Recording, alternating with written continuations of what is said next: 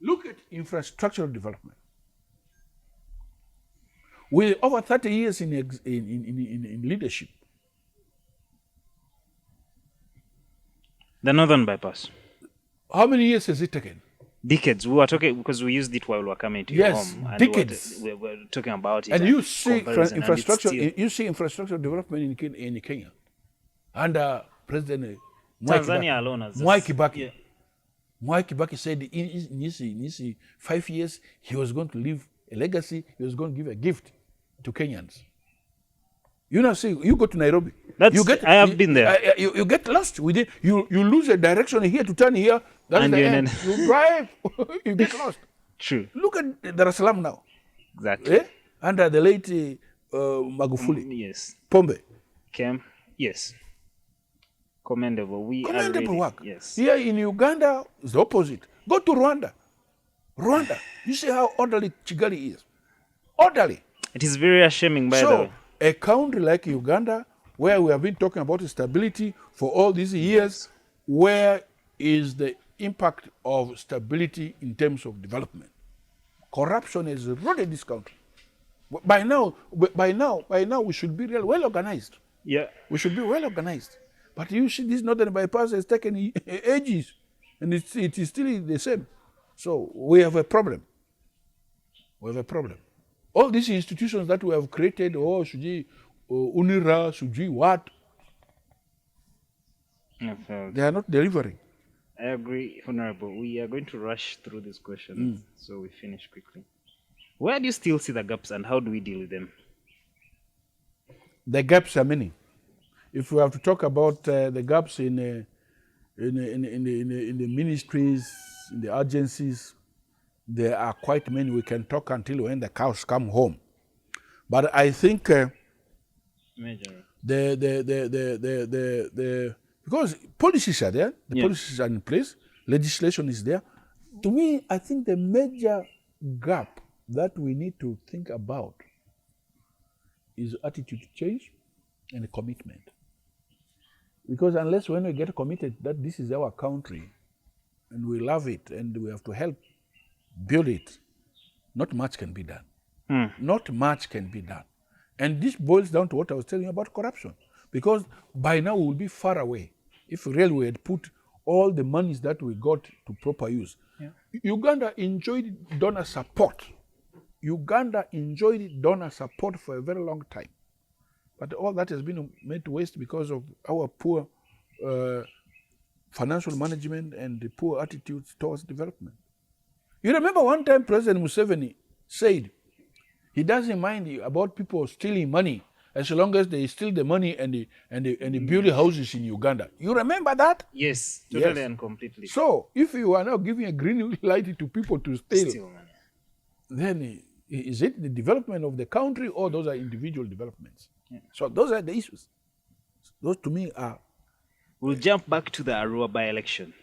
You have participated in one of the most violent by-elections in Uganda, which cost some lives while others were disabled. Did you regret having been part of such an election?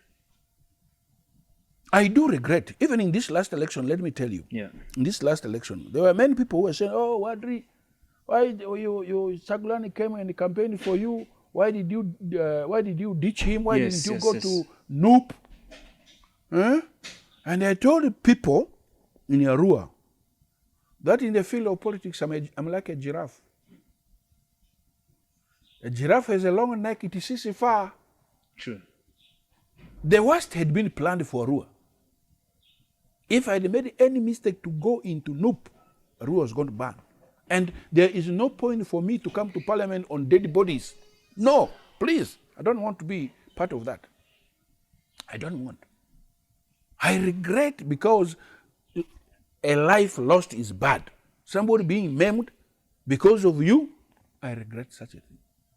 I utterly regret it. And at the end of the day, when you are looking at the people, whom are you blaming? You're blaming the state. I have some recordings which I will play for you after this on my phone to show to you that really the state got fully involved and they did what I really regret. It's not nice. And if it's about me standing and you are going to kill people, I would rather not stand. I don't want to go to parliament on dead bodies. No. And this is what they had planned. And today people are now in Arua saying, Wadri, you are a very wise man. Wadri, you are a seasoned politician. You have saved us. Because even where I was, under my own party, I still won. Except orders from above. That's the reason why you go to Arua now. People refer to me as their MP. The other one is the MP of Museveni and the UPDF. And I enjoy staying with my people. So I would rather that people are alive and I'm also alive and we stay together rather to than to come to parliament when people are being killed. It's useless. Yeah. It's completely useless. And indeed, why did you ditch out the Honorable Chagulani? You see, I kept telling people, I'm one person. How many people came to support me? Chagulani came on the last day. Yes. General Mugisha Muntu came. My friends from DP came. My friends from NRM also came. So, into how many parts will I have divided myself? To support who and who? To support who and who? When I had my own home, I traversed this country with General Mugisha Muntu, consulting this country about the need to form a new political party, and the people gave us the green light, and we formed Alliance for National Transformation. Now, how will I leave my own home? Because a new home has just been built. And by the time we went into elections, you remember NUP was not even in existence. Yes. There was a lot of legal issues about it. Because I remember when Kibalama and the Honorable Chagulani exchanged documents in Kamocha, I was here. Sick. But I was here. Yes. And I rang the vice president, Madame Lina Zedriga Draro. Yes, yes. I called her my daughter-in-law because her husband, Zedriga, traditionally calls me a grandfather. Yes. So I rang her, I said, "What, my granddaughter, what is this that I'm seeing? When did this idea come about?" Because for us, when we were in prison, when we were walking out, we had a different thought. That opposition parties were going to come together. And the Honorable Chagulani was at liberty to join DP, to join FDC, to join Alliance, or any party, or JEMA. And we walked together. That was what we did. I said, "What is all this?" Then she told me, "I also don't know. I'm also just watching it on TV." So really, on my part, I would have really looked childish. Yes. If I abandon my own home. That's entirely agree with you. I will, because if it is about people whom we have supported, we supported the Honorable Paul Muiru in the by-elections in Jinja. 3 people were shot. We supported the Honorable President of JEMA, Basalirwa, in Bugiri. 1 person was killed. We went as a group and supported the Honorable Muzanira, the FDC candidate in Rukungiri. People were maimed and beaten, taken to prison. We supported the Honorable Nakato in Hoima. You saw what happened. True. Yeah. But the fact that we all went there to support, did those people leave their parties? No, they remain in their parties. So what was going to be the difference? What is going to be the difference? That I leave my party, really it doesn't look nice. It doesn't look nice. That is what many people have failed to understand. And it shows a lot of disorganization as well. I don't want to be a political prostitute. Exactly. I want to be principled. I want to be where I am. That is the reason why I could not abandon my own political party, Alliance for National Transformation, and go for a new thing. I will certainly, if it's about to say, yes, he came to support me, just like other people also came to support me. So whom should I have now followed? Should I have gone to DP? Should I have gone to FDC because some FDCs came to support me? Should I have crossed to NRM because some NRMs also supported me? Should I? No. Because people power was a massive movement of the opposition, a struggle against life presidency. That was that. We all belonged to people power movement. Yeah. but not the political party.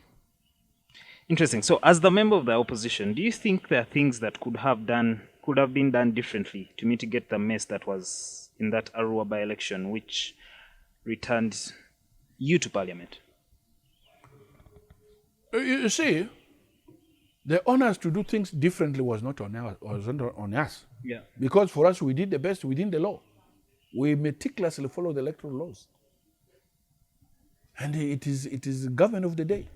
Because, first of all, we were 12 candidates. And every candidate had been given a place where to campaign. That very day, 13th, where President Museveni went and campaigned in the Arua Hill football ground, Yeah. his candidate was not supposed to be there. His candidate was supposed to be in the Rivoli division. It is Jafar Alekwa and Nyakuni who were supposed to be in Arua Hill. I was supposed to be in Guru cell. But because President Museveni was going, the candidate went and said, Electoral Commission, I cannot allow my presidential candidate, my presidency to go and address a rally in Rivoli division. He must be in a conspicuous place. And then they brought President Museveni to Arua Hill. Brought President Museveni to Arua Hill. Otherwise, if Museveni had been, honestly, Electoral Commission did its best at that time. There would have been nothing. Yeah. But because it was a premeditated decision that this must happen, this must be seen to happen, it is them who should have done things differently, not us, because for us, we followed the law. Are you still in touch with those that were affected and their families? There are those that I'm in touch with in Arua. Yeah. But there are those whom I used to support, even with I can show you evidence on my phone. But in these last elections, they jumped away from me. I have also kept my distance. There was one time somebody came and said, "No, so and so was beaten, was maimed because of you. You are not helping that person." I said, "Please, can you sit down? Can you just sit down?" I pulled my phone, and this was a article. Yeah. Whom I have known and worked with for a very long. Even the house he's sleeping in was built by me when I was the MP of Terego.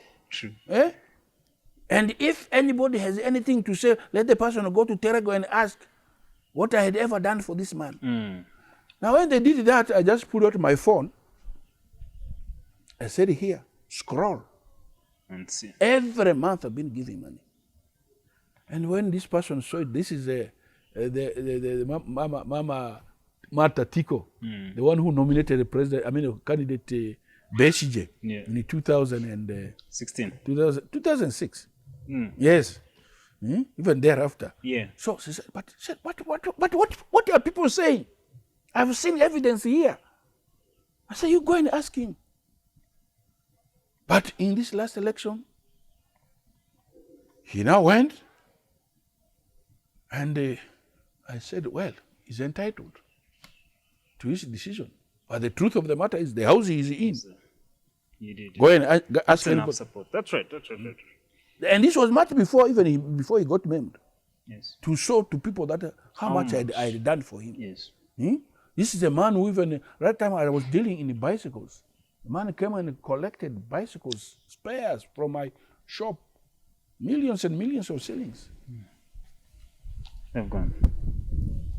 Interesting, Honorable. Now, about the 2021 elections, what's your general view of the most recently concluded elections? General view, in general.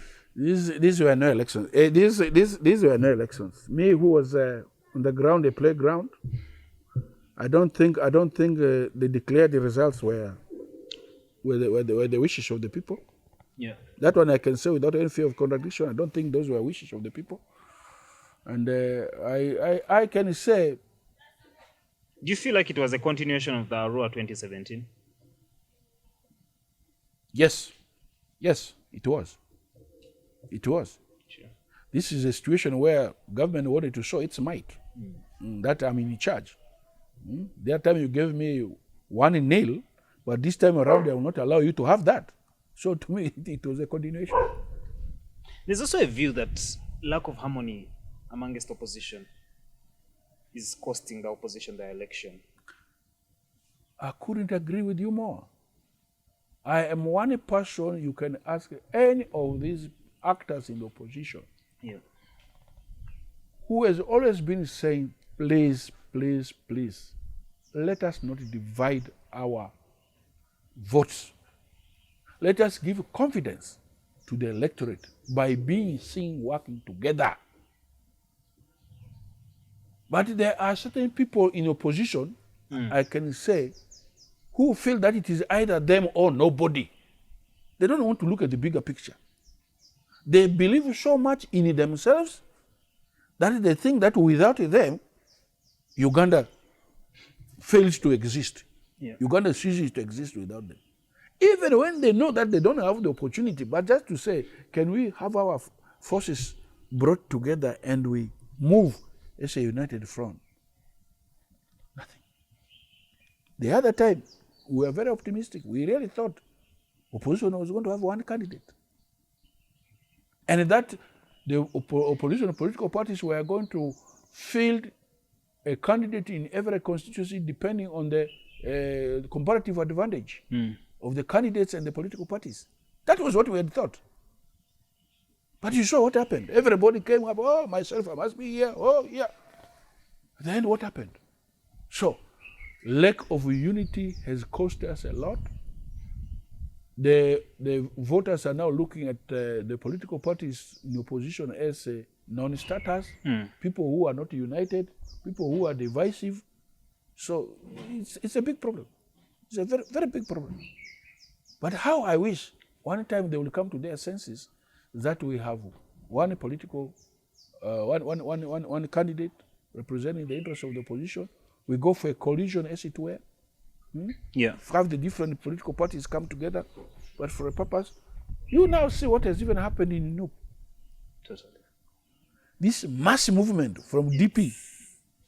Then there's also struggling rumors that a lot of the NUP MPs were funded, bankrolled by the current government, so it is now. Yes. Yeah. But of course, I saw in the social media where some went and they told the ruling government that, please don't look at us as opposition. We just went there in order to come. You work with us. So the moment you have such kind of things, then where do you stand? Where do you stand? If you have no political spine to stand on for the truth that you believe in, but you are just there because of monetary gains, and going to parliament is not the ultimate. It is what you contribute in that parliament. What mark do you leave in that parliament? This was a real red wave. This was a real red wave comparable to Hitler's red wave. Speaking of which, there's also reports that politics in Uganda, not actually reports, I've also been reading on social media where a few MPs and those that have tried to contest before come out to talk about how much money they have spent. So the actual question is, there's lots of reports that in Uganda, politics has been overly commercialized. If you do not have money, it is extremely difficult to win. So in the reports I was reading on social media, MPs were saying just in about 2 weeks by voting day, you spend about 800 million. And this is a lot of money for just... What's your view on commercialization of politics? Politics has been commercialized. Yeah. And the commercialization of politics is right from, without mentioning words, from His Excellency the President. True, with the sacks of money. Yes, because wherever President Museveni moves, he moves with a whole battalion, he moves with a bullion van, with the money, he moves with the hospital, he moves with the kitchen, he moves with the toilet. These are things that you see every time when you see the president go. Those things I've counted are always there. They're on the convoy. They're on the convoy. And, they usually say a young calf begins to admire the mother cow when the mother cow is cuddling. Yeah. They'll say, when I also grow, I will begin to cuddle like my mother. Cuddling, chewing cud. So, politics has been commercialized. The first time I went into politics, I think the only aspect on which I spent money was campaign materials, Yeah. the posters, the T-shirts, Yeah. then fueling your vehicle and providing meals for the entourage you are with, Yeah. and some little money for water for the people. Yeah. But today, that's not the case. Today, that's not the case. If you're poor, you now can't go into politics. You go on a radio program, somebody is telling you 1.2 million for an hour. Huh? You go, oh, Tulesheotia, how are you leaving us? Money must be, Dumped and you know? Yes. And for some of us, and me, I think that's why they will consider me mukonogamo, that I'm tight-handed, because I believe in giving money for things that are of communal benefit.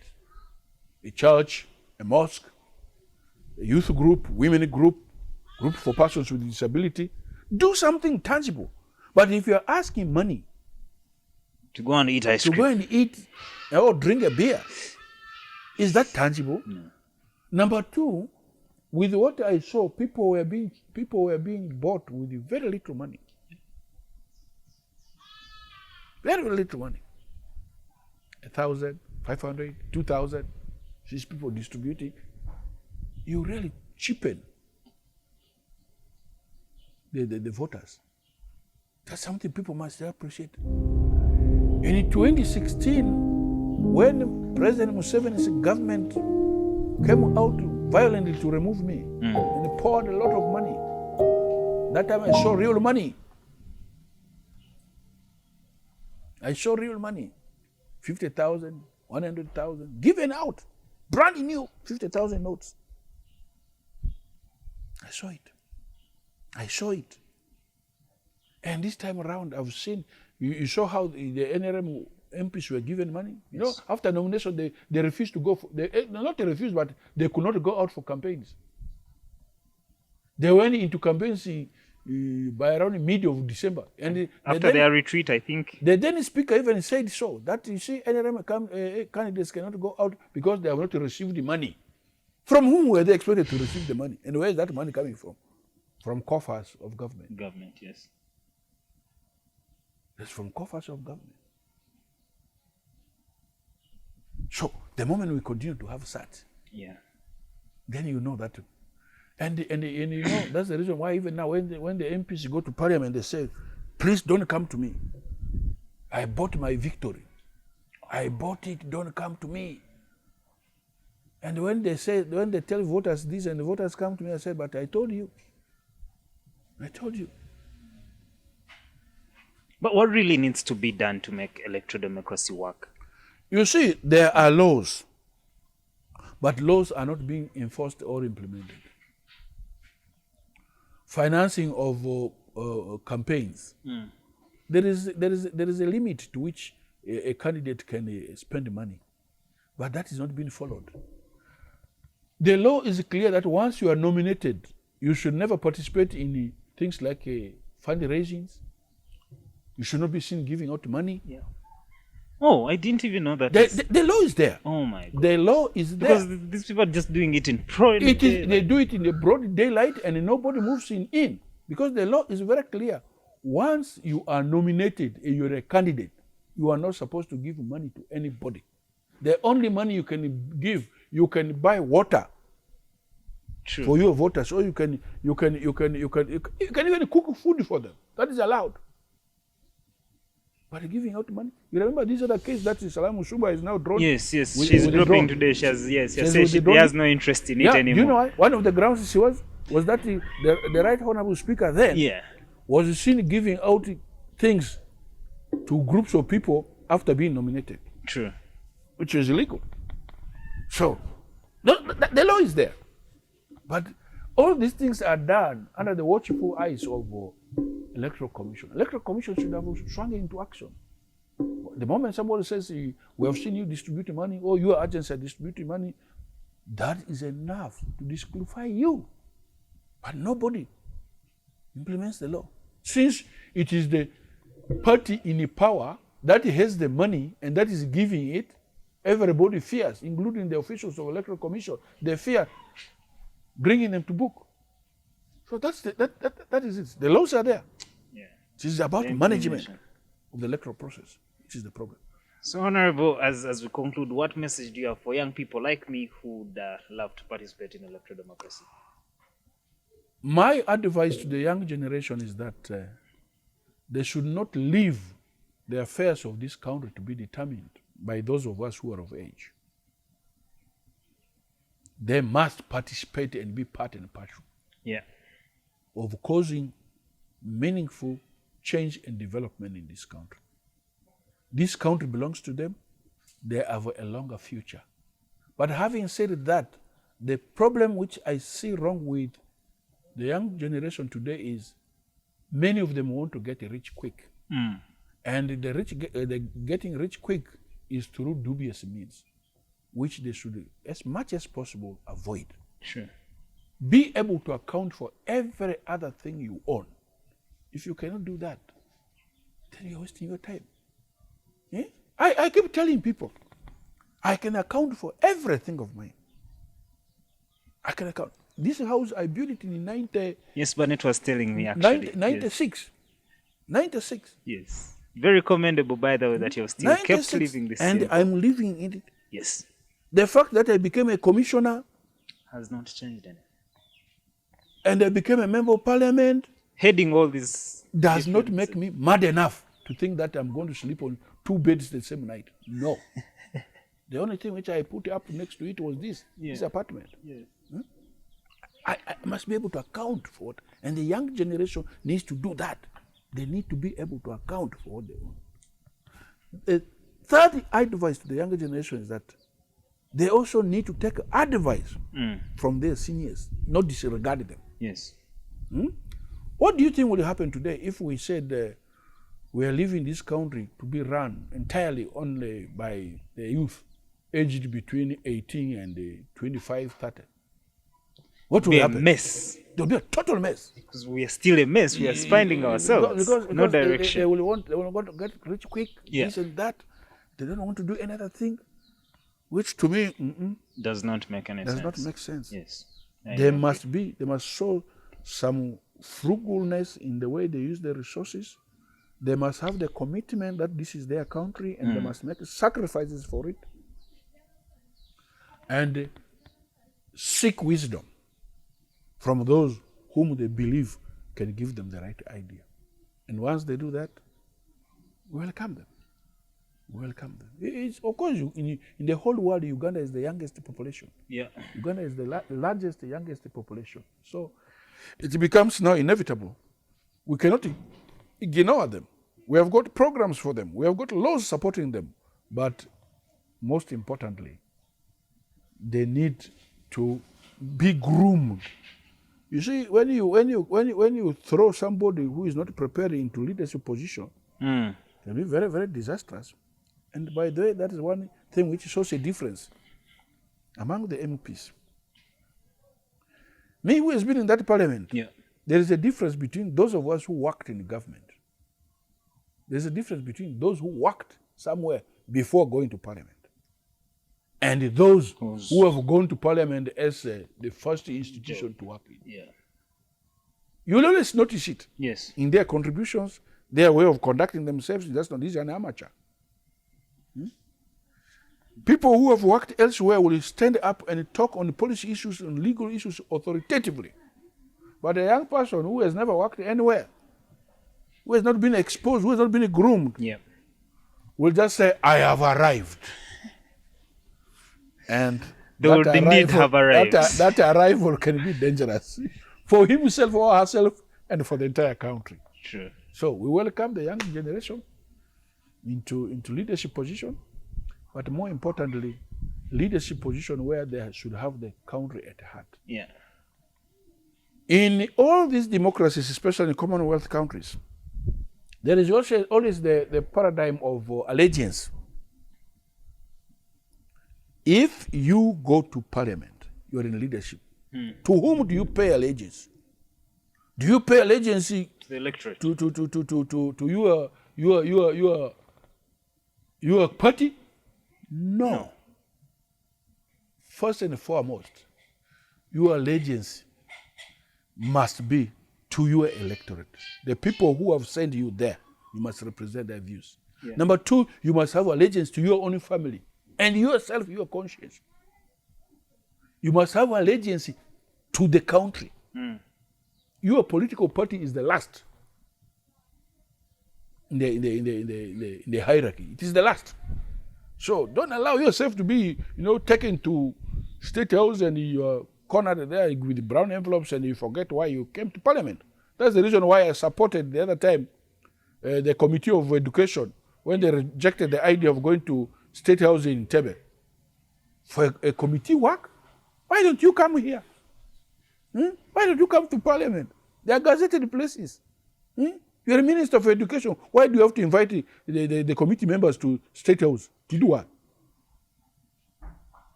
Is it a competition? That because the husband has done so, therefore, must also do the same? No, please. Thank you so much, Honorable. You are most welcome. This has been very fulfilling for us. We'll definitely be back for another one. Okay. Thank you.